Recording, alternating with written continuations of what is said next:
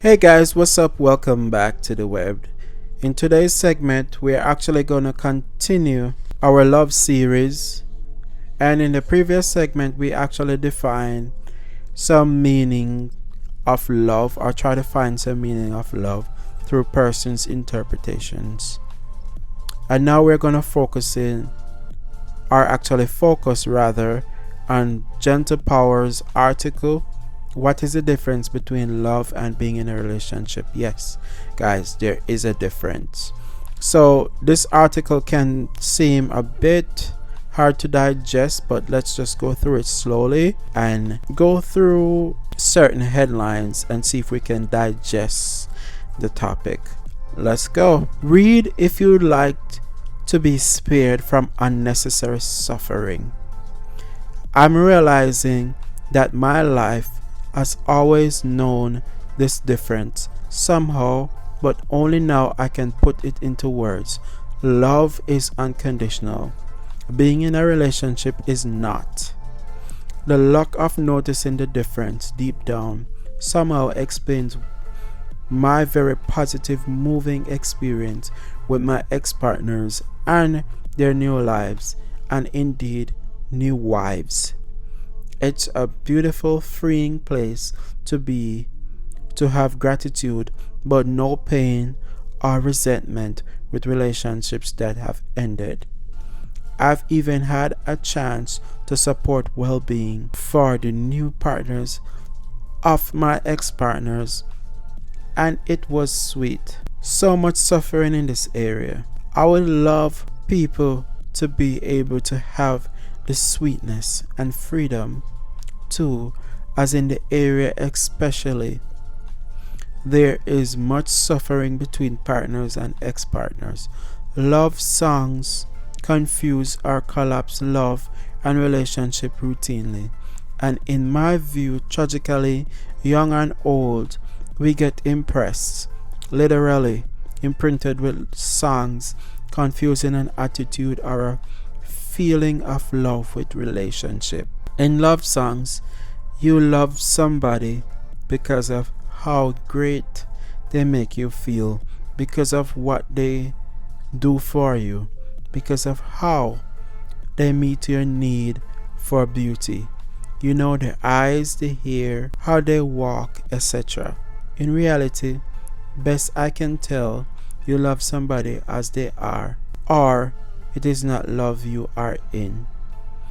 So basically, you love what is on the outside, not necessarily the other attributes of the relationship. At least that's my interpretation of the headline of so much suffering in this area. What is love and what is relationship then? The phrase "I'm in love" is very telling. It refers to the initial period of the relationship when it is possible to love and appreciate everything about the other person. If something is not perfect, we find it endearing, not annoying when in love. Somehow, when we are freshly impressed with a special someone, our hearts open wide to the feeling that the state of love for the other person. But when we start a relationship, the difference I'm talking about comes to play. Alright. So this says, because relationship is not a feeling for an absolute, relationship is a structure, a set of agreements, ritual and shared experiences that need to support the most essential need of each partner. What relationships have in common? The same is true for our relationships, such as partnerships, work, projects, organizations. Relationship is a conditional structure whose function is to deliver for the participants' needs. So wait a minute. Hold up. Relationship is a conditional structure.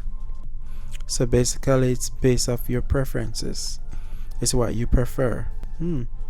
And is to deliver for the participants' needs. So it's whatever is required of the relationship to work, the conditions the agreed upon conditions. All right. When your essential needs are not met in a relationship, the structure becomes a liability rather than a source of support and needs to be either improved or dissolved. Now, that is hard to digest. Wow. How the confusion backfires. When we confuse unconditional love or loving feelings for signs that the relationship will be effective, we get into trouble.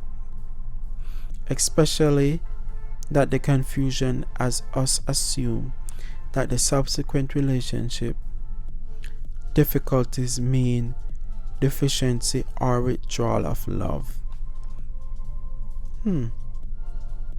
Let's go over that again. Especially that the confusion as us assume that the subsequent relationship difficulties mean deficiency or withdrawal of love. So when the relationship gets too hard, you're thinking to yourself, what is happening? The moment we act on that painful or untrue assumption, all hell breaks loose. So painful and so unnecessarily so. That happens when you confuse love. Yeah. Isn't the end of love where relationships end?